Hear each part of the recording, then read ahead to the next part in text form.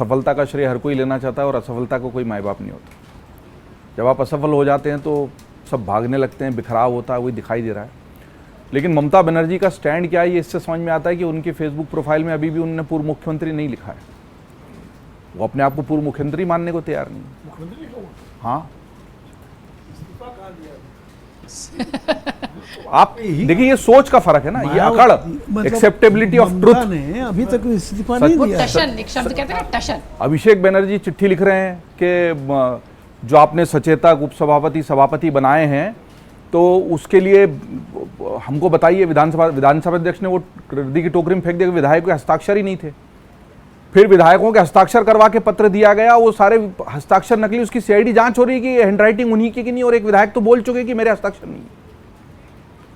Party के अंदर क्या चल रहा है, इससे जो काकोली घोष का और इनका कल्याण बनर्जी का हो गया उससे पता लगता है। और बंगाल में बदलाव की तस्वीरें, ये जो दृश्य आप दिखा रही हैं और बता रही हैं कि बॉर्डर पर लाइन लगी, वो केवल वहां नहीं है।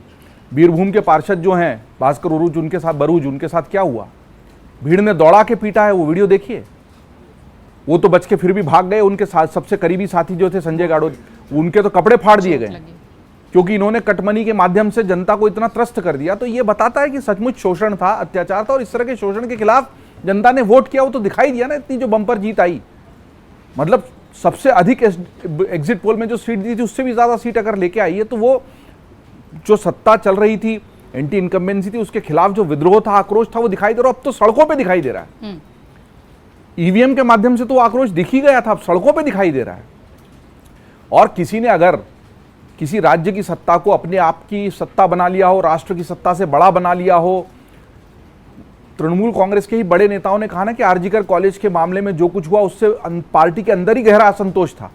उस मामले को दबाने की कोशिश की गई, जो लोग अपराधी थे, दोषी थे, उनको बचाने की कोशिश की गई। और जो एक प्रबुद्ध वर्ग है बंगाल का, जो बंगाल में चाहे किसी का भी शासन रहा हो, कांग्रेस का रहा हो, वामपंथी पार्टियों का रहा हो या ममता, लेकिन वहां की बौद्धिक ऊर्जा, बौद्धिक संपदा को लेकर किसी ने इनकार नहीं किया है। जो सब यही तो सोचते थे, जो इतनी प्रबुद्ध जगह की धरती है, जहां पर इतने बड़े बड़े लोग हुए हैं, रविन्द्रनाथ टैगोर और स्वामी विवेकानंद की धरती है, तो महर्षि अरविंद, वहां पर से अगर हमको इस तरह के अन्याय के खिलाफ कोई आवाज नहीं सुनाई देगी तो फिर तो लोगों का मोह भंग हो जाएगा। वो सिटी ऑफ जॉय तो रही नहीं थी, उसके अंदर जो दर्द छुपा था सिटी ऑफ जॉय के, वो अब इस तरह की सारी घटनाओं के सामने। तो कोई भी लंबे समय तक अगर शोषण और अत्याचार चलाएगा तो कहीं ना कहीं तो पाप का घड़ा फूटेगा, जिसकी हम बात करते हैं, वो घड़ा फूटा है। उम्मीद यह है कि भारतीय जनता पार्टी अब उस बैटन को पास नहीं होने दे कि अगर ऊपर सत्ता में कोई रहे, नीचे के कटमनी वालों की सत्ता चलती रहे, नीचे की दुकानदारी चलती रहे। उसके सफाई की अगर ये शुरुआत है तो ये शुभ संकेत है, और इसके लिए अगर भाजपा को आना था तो वही आए। कुल मिलाकर अगर बंगाल की जनता का फायदा होता है, वो बेहतर तरीके से देश के साथ, देश के विकास के साथ जुड़ते हैं, तो ये शुभ संकेत है। आप, मैं टेलीविजन डिबेट में सुन रहा था, कितनी अजीब तरीके से तृणमूल कांग्रेस के प्रवक्ता और नेता उसको प्रोटेक्ट करते हैं। वो कहते हैं कि घुसपैठियों का मामला तो केंद्र को देखना, बीएसएफ ने क्यों नहीं रखा रहे, उस बीएसएफ को जमीन नहीं दे रहे हो आप 15 साल से, यहीं रहकर, इसी राज्य में रहकर, और वो सबसे पहला फैसला शुभेंदु अधिकारी का। तो मैं ये कह रहा हूं ना कि आप बीएसएफ को जमीन नहीं दे रहे हो, घुसपैठ तो केंद्र को रोकना था। ये लीजिए तर्क हैं, ये झूठे तर्क हैं, इसी से वो एक्सपोज हुए हैं, बेनकाब हुए हैं, और उसका हमने सबने जो परिणाम है देख लिया। बल्कि ये सारे उन लोगों को सबक है जो सत्ता में आते हैं और ये भूल जाते हैं कि जिस जनता ने सत्ता में बिठाया, अगर उसका शोषण करेंगे, अत्याचार करेंगे, अन्याय करेंगे, तो वही जनता सत्ता से इस तरह उतार देगी।